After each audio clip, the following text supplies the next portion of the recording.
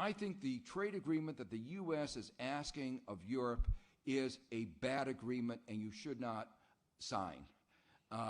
That this is not a free trade agreement. Let me make it clear. Let me tell you a little story. I know I'm going over time. Can I just go over just?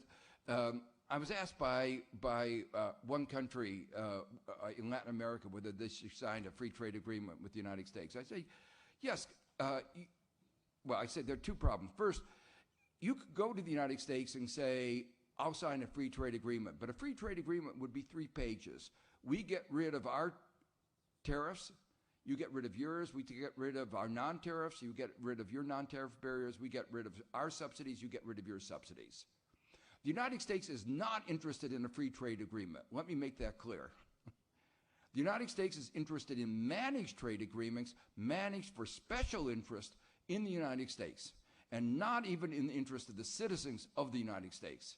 So you should make it very clear. That's one of the reasons why the USTR refuses to disclose the negotiating positions even to members of our Congress. So they don't want even our representatives to know the position that we are negotiating, let alone ordinary citizens. So you want to know some of the provisions? Well, the basic idea is very simple. Tariffs are already very low. So free trade agreement is not about lowering tariffs. They're very, very low. What is it about? Well, it's about things like regulations, environmental regulations, safety regulations, working regulations. Now, the United States, in part of this managed trade agreement, which they continue to call the free trade agreement, even though I keep pointing out it's not a free trade agreement. This managed trade agreement,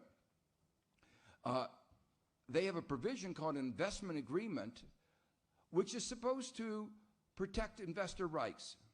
How many of you believe that you don't have a rule of law in Europe, that you need to have additional protection for foreign investors in Europe that you don't give to your citizens? Obviously, the answer is if there's something wrong with your system of property rights, you should change it for your own citizens, not change it for American investors. But that's what they're insisting. But what is it about? It's not about investor protection in that way that I just described. It's making sure that they can do things to undermine environmental rights, health, all these other issues. Let me give you an example of one of the things that's really going on right now. This is not a joke.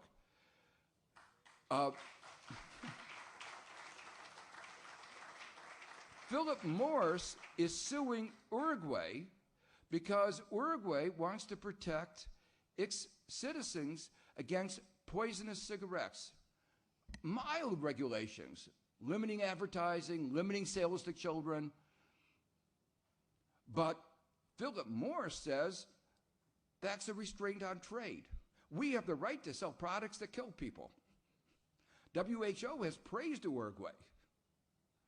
And under the investment agreement that you will sign, or that the U.S. wants you to sign, you would give away the right to protect your citizens.